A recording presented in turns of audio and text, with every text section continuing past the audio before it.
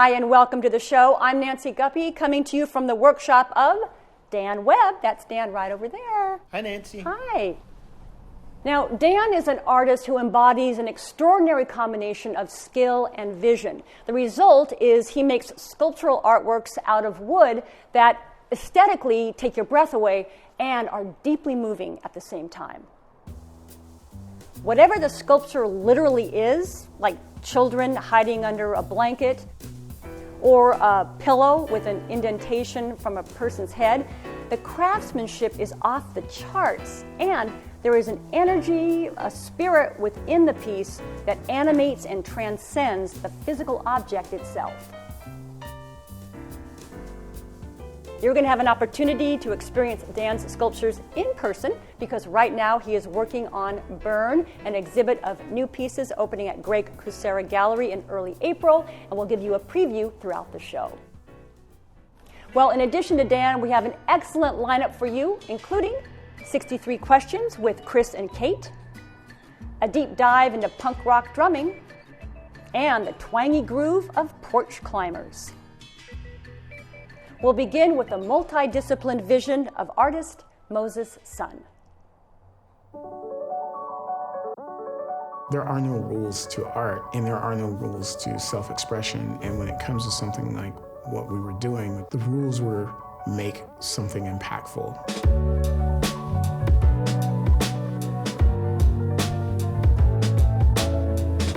I'm a Seattle-based artist. I've been here for about 15 years. Work in mixed media. When I say mixed media, I really mean like everything from digital to analog.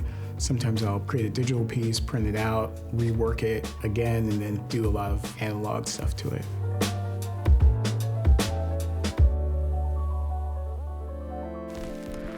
I'm from the South. I was born and raised in North Carolina.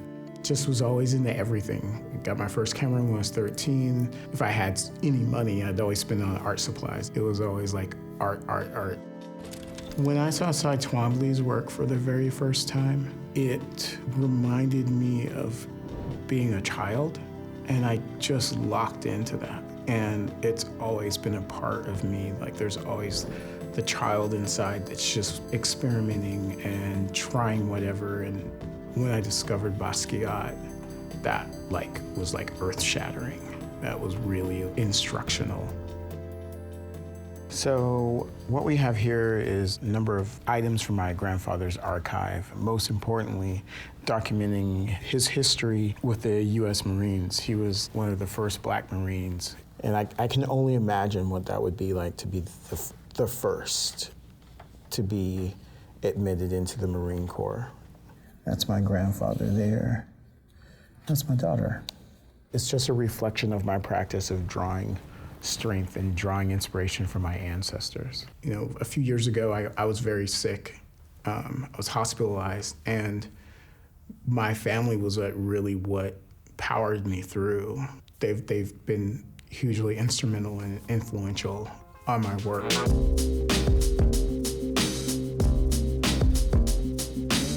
So after I got out of the hospital, as part of my recovery, it really took to drawing a lot. And through that sort of healing process, I developed a style of continuous line and movement that really started kind of mapping my mind and mapping my brain and like my emotions and feelings. I work in abstraction because it's intuitive and it's coming directly from me. Everyone enters it from their point of view because it's abstract, and then they bring their culture to it. Part of my artist statement is all about how I've turned to the diasporas of the world when I felt like white culture was done with me.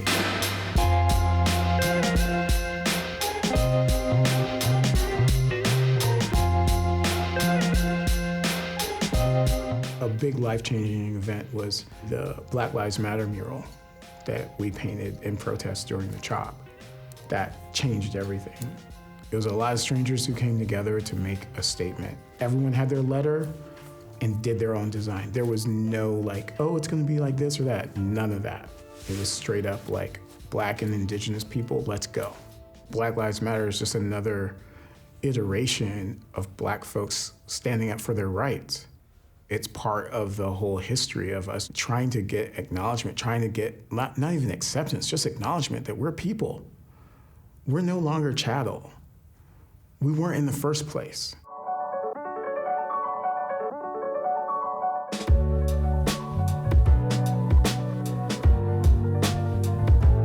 I always say perfection is in the practice. That's what I'm most proud of, is that I'm a practicing artist. It flows into me and out of me. I follow my intuition, I honor my ancestors, and I feel that that's the accomplishment.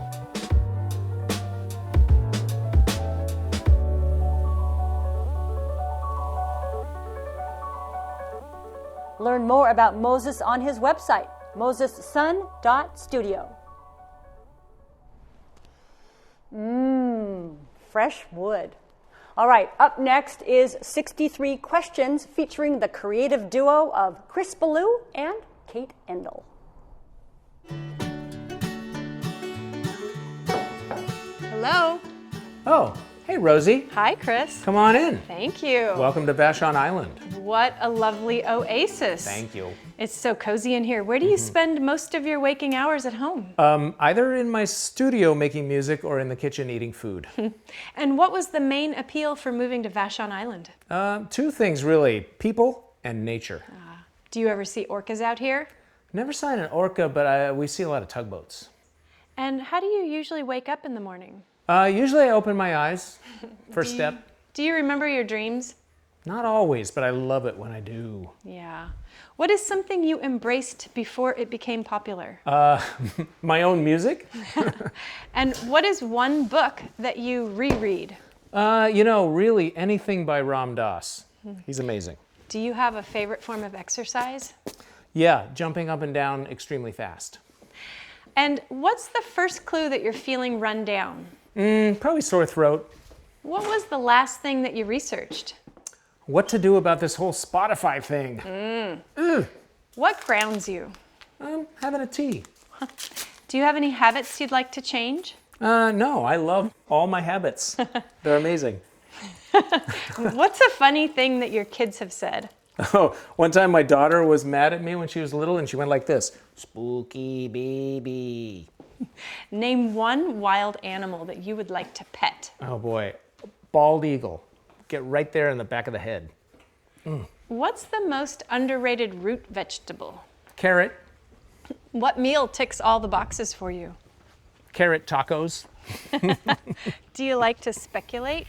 Not really. Do you have a mantra? Yeah, buy the boat. What is one risk that's paid off? Starting a band. And is there anything you wish you'd started earlier in life? Probably a band. What Saturday morning cartoon did you watch? Oh, definitely Warner Brothers, Bugs Bunny. And when did you learn the truth about Santa? What truth? What do you mean? So it's an unsettling time in a lot of ways right now. What gives you hope? Music, which is why I'm here in my studio. Do you understand the stock market? No, I do not. How do you feel about licking envelopes? I try not to. Do you remember the first song you ever wrote? Yeah, it went something like this. How many songs do you think you've written? Probably over 1,000. What insect appears most in your lyrics? I believe the Latin name is bug. And what is a highlight of your career? Having Weird Al play me in a video. Wow. So a yellow t-shirt seems to be the workhorse of your wardrobe. Yeah. Why yellow? Well, it's happy. And what's the main difference between your adult and kid audiences? Height. Is there a song lyric that routinely sticks in your head? Absolutely. Moving to the country, gonna eat a lot of peaches. And what's the biggest obstacle to getting your creative juices flowing? Definitely chores. Hey, can you help me with, you guys Hi, are Kate. here. Come to my studio. Can you start a fire? Yes. See what I mean? Chores. Come this way. Thanks, yeah. I just rearranged everything, got everything in place. We've only been here a couple months, so I'm excited to show you. Oh, awesome. I can't wait to see. Come this way. Whoa, it's so gorgeous. Thank you. The light is beautiful. Did you design this space? I did. It was designed really inspired by our 2-car garage, which was my old studio in West Seattle. Ah, and so Kate, what illustrator has had the greatest influence on you? Probably Eric Carle, Very Hungry Caterpillar. Do you remember when you learned the word collage? No. What's most important to you about the work you create? I want to create art that gives people a little funny, tickly feeling in their stomach. And what tool do you use for cutting paper? Scissors and an X-Acto knife. And have you ever injured yourself making art? I've cut my fingernails off before. Oof. Do you have a favorite daily ritual? Coffee and tea. Are you a collector? I am a collector. I'm a collector of collections. My biggest and my most favorite collection is Japanese folk art. Aha. And my favorites are kokeshi dolls. This was my first Seattle kokeshi doll. Oh. They come from Japan. And so I know you always wanted to be an artist, but if you weren't an artist, what would you be? Probably an interior designer or a junk shop owner or a mail carrier. And what's the best part of being a stepmom? I think that I would be friends with my stepkids if they weren't my stepkids. Oh. Do you like to roller skate? I loved roller skate. Do you play Wordle? I don't play Wordle, I play Wordscapes. What podcasts do you listen to? Currently Smartless. Do you have a favorite dumb movie? I don't like dumb movies. What's a memorable Pike Place Market moment? I think watching Chris and the presidents play for the 100th anniversary of the market. What's your favorite Pacific Northwest band? Soundgarden.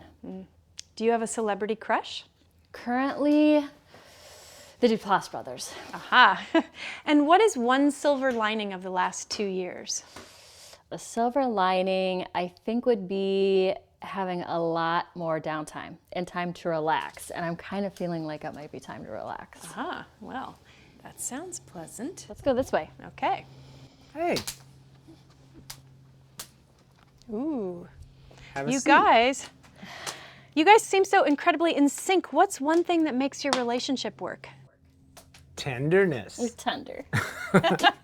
And what are your terms of endearment for each other? Ooh, lots Chubby. of them. I call her worker girl, but I do it like an owl. Woo, woo, woo, woo. Ooh. And so is there a recurring joke at your house? Chubby. Yeah, there's 1,000 of them. We like to say chubby. Too many to list. New Year's Eve or Halloween? Halloween. Halloween. No New Halloween. Year's Okay, Eve. so do you have a costume that you're especially proud of? The ghosts. The ghost. Ted Lasso or Bob Ross? Bob Ross. I'm gonna go Ted Lasso. Oh, okay. Moderna or Pfizer? Pfizer. Pfizer. Flannel or wool? Wool. Flannel. Fried eggs or scrambled? Scrambled. I gotta say scrambled, but I love my fried. He makes the best scrambled. Okay. Steel cut or rolled oats? Instant. Rolled. Sweet or savory? Savory. We're a savory house. Absolutely. Sunrise or sunset? We get good sunsets around here. We get good sunrises though too. And showers or baths? Definitely bath. In fact, I got a bath coming together right over here, and I think that is your cue to skedaddle. 'Cause we're well. gonna get in it. Okie dokie. Well, thank you so much. All right. Have cheers. a great bath. Thanks you. for coming. Yeah, thanks for having us. Enjoy the ferry ride. For more on these two dynamos, go to kateendle.com and chrisballew.com. Thanks. Well, our band this week is Porch Climbers, featuring Peter Pendris, Trevor Pendris, Miles Burnett, and Austin Jacobson performing Peter's original song, Get Off This Train. All right, here we go in 5, 4, 3, 2.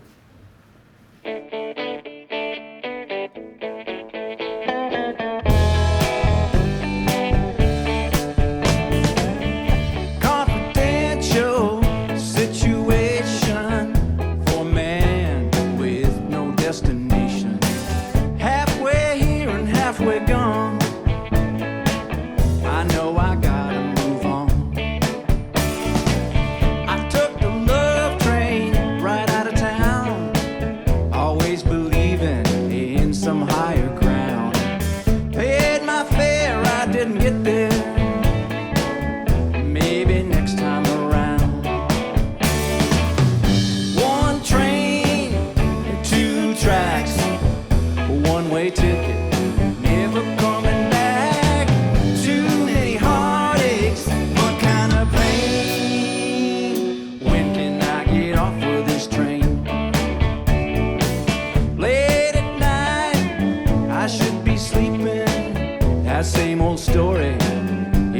repeating. You know the song, she done me wrong. I know I gotta be strong. One train, two tracks, one-way ticket, never coming back. Too many heartaches, what kind of pain? When can I get off of this train? Oh, when can I get off of this train? Pick one.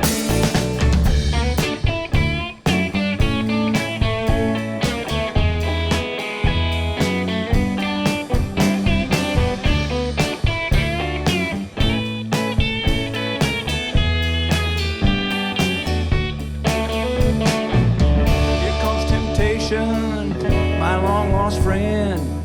Hate to say it's good to see you again. I'm begging you, please don't stop by and stay. Then I'll have to make my getaway. One train, two tracks, a one-way ticket, never coming back. Too many heartaches, what kind of pain? Oh, when can I get off of this train? Oh, when can I get off of this train?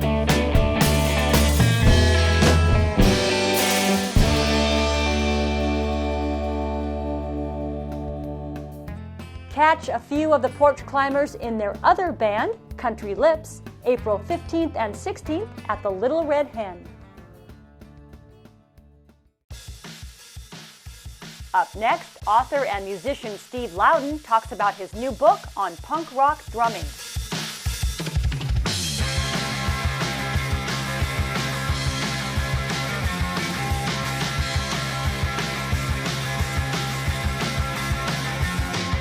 Like a lot of people, I grew up listening to music, and I was really lucky to have two older brothers who would play me records and took me to concerts. So I got to see Aerosmith and Dio and Def Leppard. But when I was 12, some neighborhood high school kids played the Dead Kennedys record In God We Trust Incorporated for me. It scared the heck out of me. It was so fast. The vocals were so crazy. The words that I understood were a little bit frightening, what he was singing about. But at the same time, the energy of it, specifically the drumming, and I was just kind of starting to toy with the idea of becoming a drummer. And punk rock kind of gave me permission, right? Because listening to classic rock, it almost seems like you have to be at this like expert level before you can even start to play. But with punk, it was like, buy a drum set and start a band the next day. Punk rock was really important to me personally, just because of one, the age at which I discovered it. It really felt like something that I could own myself and help define myself at a really important time in my life. But it also was during this period in my life where my mind was kind of getting blown every 15 minutes. I don't, maybe that's like synapses connecting or puberty or I don't know what, but punk rock hit me around the same time as literature. And so the two have always kind of gone hand in hand for me. Around the same time that I discovered punk rock, I discovered Kurt Vonnegut, Charles Bukowski, John Fonte, Jack Kerouac. And so it makes perfect sense in my mind that I would make a book eventually that married those two things. Forbidden Beat, Perspectives on Punk Drumming is a collection of essays, interviews, and top 5 lists where drummers get to talk about their 5 favorite influences. I made this more as a celebration. It's a total labor of love, but I read a lot of musical nonfiction, and there's just not a lot of spotlight put on drummers, specifically when you read punk books, which is why when I read Stranded in the Jungle by Kurt Weiss, his book about Jerry Nolan from the New York Dolls, he was one of the first person I asked to be in the book because it was so well written and I could sense his passion. If you want something energetic and aggressive, punk rock is really it. You want something you could stomp to and with a like primal, scream and primal beat. And there's nothing more primal than the drums. Those first few raw Ramones records are perfect. There's nothing to change about them, those songs are 1 minute and 48 seconds, some of them. And the lyrics are just this bursts of screaming about let's have fun. and my whole family are mentally, challenged, and let's have a party. I really liked writing the piece about Jerry. I could just concentrate on him as a player and the impact his playing had on the music and the music that came a few years after, like, being able to write about the Psychedelic Furs and the Replacements, and two completely different bands who didn't sound anything like the New York Dolls, who got a lot from the Dolls and who got a lot from Jerry. Punks are non-traditionalist, you could argue, but there was something about the tradition lives, and I get to be a part of letting people know that tradition lives on. I think a lot of people automatically, when they hear drummer book, they think that it's going to be a technical manual that's basically going to teach you how to play drums. And so I had to kind of refine my pitch for people and explain to them that this isn't a technical manual that will teach you how to play punk rock drums. All you got to do to play punk rock drums is get some drums or some trash cans, and congratulations, you're a punk rock drummer. But this is more about the stories of people's journeys to how they became the punk rock drummers that they are, and the kinds of drummers and musicians and bands that influenced them along that journey. Forbidden Beat, Perspectives on Punk Drumming is available in bookstores and online. Steve and Kurt will take part in a virtual book event at Third Place Books on Tuesday, April 5th.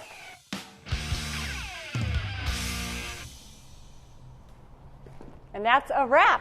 Big thanks to Dan Webb for hosting us, and you can catch Dan's show, Burn, opening April 7th at Greg Kucera Gallery in Pioneer Square. More information is at gregkucera.com. And thanks to you so much for watching, and now, since I am a team player, I'm going to offer my services to Dan. Dan, how can I help? How about your sand? Sand. Okay, sure. This right here? Right there. All right. Yeah. This paper? All right. Yeah, paper. See it. I feel like I can feel the essence of a form wanting to emerge. I don't know what yet. A step or a baseboard? Right. A stick? Easter Island head? An Easter Island head? And how long is this going to take, do you think? Months. How You'll about be here for a while. Okay. Your right arm's going to be ripped. You might want to change. There you go. Can I stop and take a break for about, a week and come back? Sure. Okay. That's fine. I'll keep it. Well, this is actually kind of satisfying, to be honest. Feeling it? Yeah, I am feeling it.